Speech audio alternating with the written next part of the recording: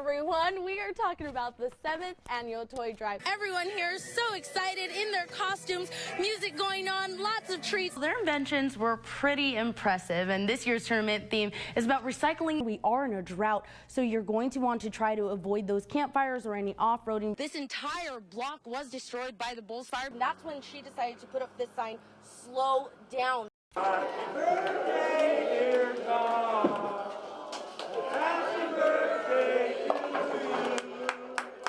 At first glance, most people would not guess Tom Ward's age. Tuesday, he turned 97 years old. I'm living on borrowed time, of course, because a lot of people don't last as long as I am. Tom's friends say he's not your average man. He is the most kind, generous person I've ever met in my life. A real gentleman, a beautiful person with a loving soul. At almost a century old, Tom still has a craving to keep learning. I guess my favorite part of bowling is trying to keep up with my scores and try to improve, try to get better. He says the key to living a long life is taking care of yourself. Eat well, exercise. Tom's personality and determination shine through. Everybody at this bowling alley loves him, especially the girls. Someone just told me that you're the stud muffin of the crowd. All the girls love you. Did you know that? No, I don't believe that. His skills tend to gain him some points.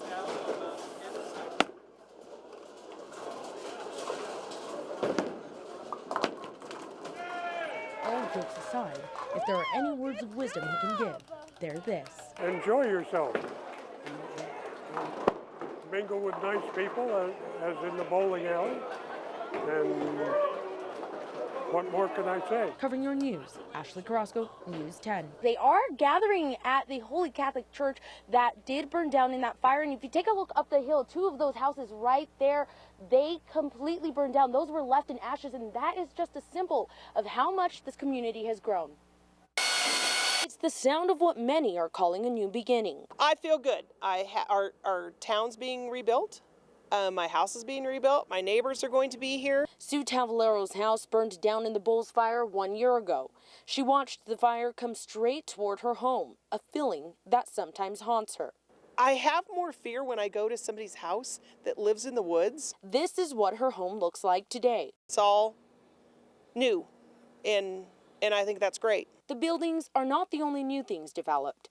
Relationships were mended and new bonds were created. Everyone stepped up. You know, in any small town, you have little disagreements and things, but since the fire, an awful lot have just fallen to the background. I have friends that I now say, like friends, they've been to my house for dinner, that were just acquaintances. Some people say they woke up with a little bit of anxiety because they're reminded of the devastation from that day. But as they stop and look around at everything that's being rebuilt, they know the outlook for the future is a lot greater than the fear. You know, I think it all helps, in the healing process. It's nice to know that someone's got your back and that you're not alone. It's another day and we're all moving forward. As long as we keep moving forward, then we'll be good.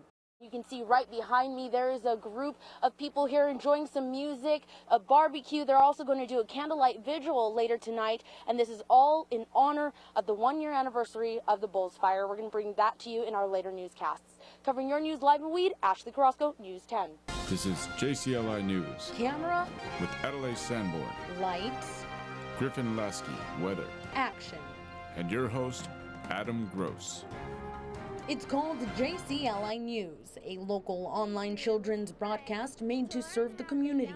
Sharing news about how your library works for you. In 2007, libraries in Josephine County closed. 4 months later, community members created a nonprofit incorporation. They've fought to keep the organization open ever since. Needed a way to get their information out to the public. Antonio Melendez is the founder of Partisan Films. While brainstorming over promotions for the libraries, he pitched the idea of children hosting JCLI News. Everybody's used to seeing adults just kind of talk on and on, monotone about what's needed. The goal of these broadcasts is to get people walking in the door so they can see all of the services Josephine Community Libraries have to offer. Anything is possible. Griffin Lasky is 7 years old. He says libraries create opportunities for children. Anybody should be able to read or go to. They just do whatever they choose to do, and reading is what I'm going to choose to do. Did you know it's important to read to babies to make them smart? That's why I'm so smart. Adelaide Sanborn is the on-site reporter for JCLI.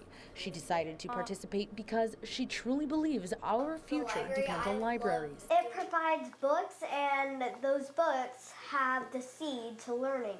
Today's top story. Adam Gross is the host of JCLI. He strives to make a difference in the community. I think I'm kind of like a leader, and other kids see us and see me, and they think that libraries can be fun. Stay tuned for more JCLI news. And remember, libraries matter. Libraries are awesome!